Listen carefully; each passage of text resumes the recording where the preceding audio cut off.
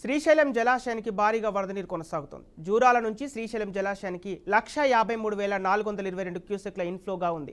అవుట్ఫ్లోని అధికారులు స్పష్టం చేశారు. పూర్తిస్థాయి నీటి మట్టం 885 అడుగులు కాగా ప్రస్తుతం 830.0 అడుగులుగా ఉంది. ఇక పూర్తిస్థాయి నీటి నిల్వ 215.8070 టీఎంసీలు కాగా ప్రస్తుతం 49.4900 టీఎంసీలుగా ఉంది.